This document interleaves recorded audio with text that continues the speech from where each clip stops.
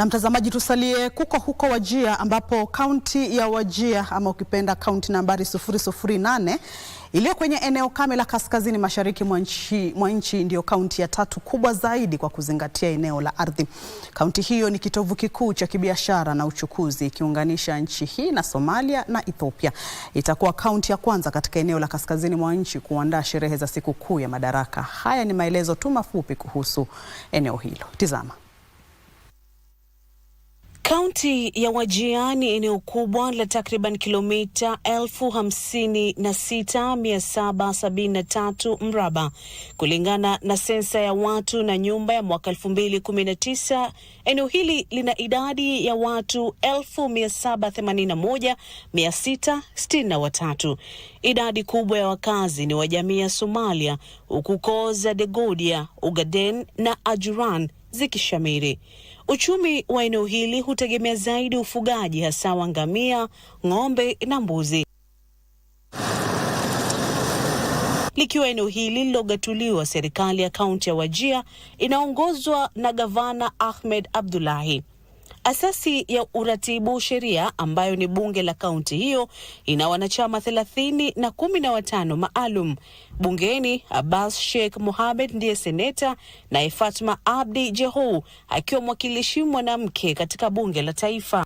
Kaunti ya Wajir ina maeneo bunge 6 ambayo ni Wajir Kusini likiwakilishwa na Mohamed Ado, Ibrahim Abdi Sanei akiwakilisha Wajir Kaskazini, Daktari Adan Wahlei Keinan akiwakilisha Eldas, Hussein Abdi Bare akiwakilisha Tarbaj, Adan Daudi akiwakilisha Wajir Mashariki na Farah Yusuf akiwakilisha Wajir Magharibi.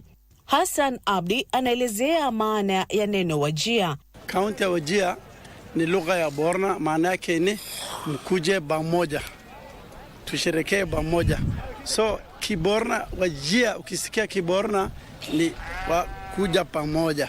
Kwa hivyo naomba Wakenya wakuja pamoja, wawe na sisi na tusherekee sikukuu ya Madaraka Day. Karibu wa Kenya. Baadhi ya vituo vya jadi zaidi mjini Wajir ni pamoja na shule ya upili ya Wajir, shule ya Wajir na hospitali ya wilaya ya Wajir. This is a place which we say an icon of education in Northern Frontier District.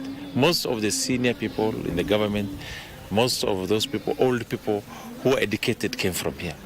It was harboring students all the way from Moyale, from Marsabit, from Siolo, from,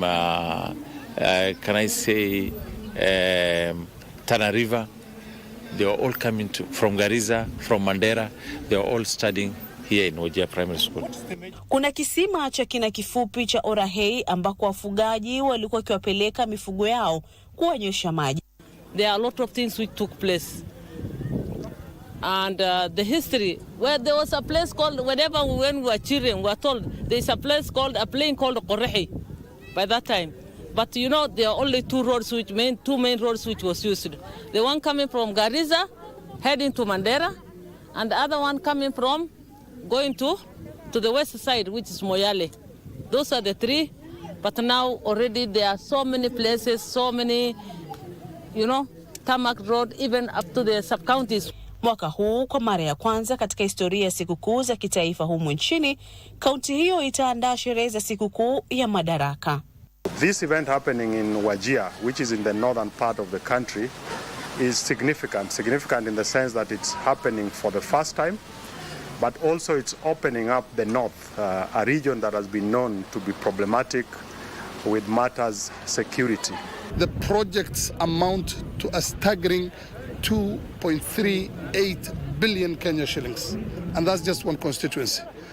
We would not have dreamt of that in years past. We could not have dreamt of it, and we really, really appreciate the vision of national unity that President William Ruto is implementing right now. Wajir is the first. Garissa does not, but we will get there.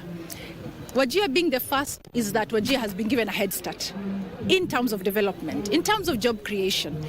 The stadium was constructed by locals. Watu wa chini, watu wa bottom up, watu wa chini wamefaidika sana.